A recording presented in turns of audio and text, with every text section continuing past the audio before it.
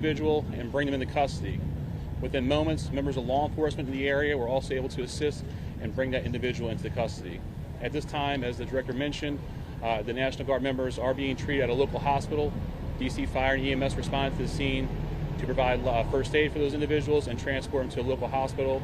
The suspect in this case was also transported for treatment at a local hospital. Madam Mayor? Thank you. I'm Muriel Bowser. I'm the mayor of Washington, D.C., and I, too, want to send my thoughts and prayers to the families of the guardsmen and to the guardsmen who are in critical condition in a local hospital. I am joined by members and leadership from the D.C. National Guard, from the West Virginia National Guard, United States Secret Service, Deputy Mayor Pia, Fire Chief Donnelly, and Metro's General Manager Randy Clark. And we join with the FBI Director in ensuring that MPD investigates, the U.S. Attorney prosecutes this case to the fullest extent of the law. I've had the opportunity to brief U.S. Attorney General Pam Bondi, who was speaking to the President when I called, as well as the United States Attorney Pirro, who assured me that this case will have her office's complete attention. Mayor, was there any other suspect? Chief? Sure. So no, at this time there's no indication that there was any other suspect. The one suspect that was involved in this incident, they were shot during the interaction and they were transported to the hospital for treatment. Mayor, does this validate the need for the National Guard here in D.C.? What we know, Andrea, is that this is a targeted shooting. One individual who appeared to target these guardsmen, that individual has been taken into custody. Mayor, can you tell us any more details on the condition of the two National Guardsmen and whether or not anyone else was injured? And a quick question follow-up for the FBI Director. You said that we'll make sure we find the perpetrators for this act. So just to clarify, the person believed to be responsible is in custody and there are no other suspects? Sure, so I can start out. Again, Chief Carroll from MPD. So both of the individuals, the Guard members, they are in critical condition at a local hospital at this time being treated. At this point, we have no other suspects. We have reviewed video from the area. It appears, like I said, to be a lone gunman that raised a firearm and ambushed these members of the National Guard, and he was quickly taken into custody by other National Guard members and law enforcement members. Have you got any sense of motive? No, at this time, obviously, we're very in the preliminary stages of investigation. There's a lot of things, a lot of agents that are here from various federal agencies, law enforcement agencies. We have the full power of the FBI and our federal partners here in the task force. So we're looking at all those different aspects, but we don't have any motive. Were the National Guardsmen armed, sir?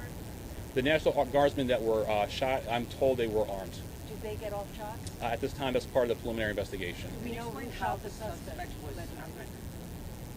Chief? Sure. So how the suspect was apprehended, as I said, the individual, the suspect came around the corner. He immediately started firing a firearm at the two National Guard members.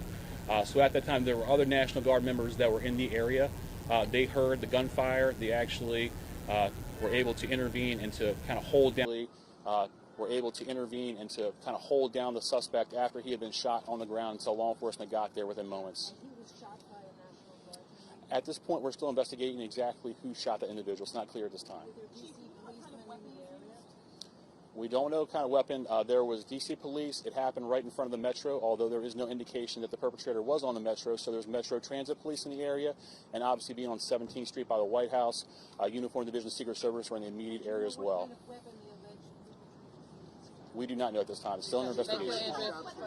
We're going to be able to take a couple more. Has he been able to question the suspect, or is his condition so severe that you haven't been able to have a conversation? Sure. Again, so as I said, we're very preliminary in the investigation, so we're looking to all aspects of who the individual is, his connections. At this time, he's still in the hospital receiving treatment. And I would just like to add, the reason that this suspect is in custody is because of the bravery of the men and women of the National Guard who responded due to their extensive training to secure American lives today. There was not any further injury and any further shootings. we should highlight the fact that the men and women of law enforcement, the interagency, the Department of War, and the National Guard executed their training with great precision today and prevented an even greater tragedy from befalling us. These National Guardsmen are heroes, and we must pray for their safety and their speedy recovery. And as the Chief said, we are in the preliminary stages of this investigation. We will run down every single lead, every piece of evidence. This is the power of the U.S. government at its best at the state, local, and federal level. That is why this interagency group is standing behind us to assure America and the world that we will continue to keep D.C. safe. And thankfully, we have Metropolitan Police Department, the National Guardsmen, and federal agents, and the Department of Justice and the Attorney General willing to prosecute the mission to keep Americans safe. And President Trump has rightly stated that this heinous act will be investigated, and he has thanked the National Guard's men and women and the men and women of law enforcement. Thank you. Thank you. Thank you. Did the suspect say anything at the time? Why did the West Virginia governor say that they were killed? Chief, was anyone else shot besides the two? Have the families been notified? General, what about the unconstitutional deployment of troops? It's been ruled unconstitutional. Why are there 500 more troops? We'll let them all get the camera and the mics. I'll take that. Thank you. Sorry. No, it's all good.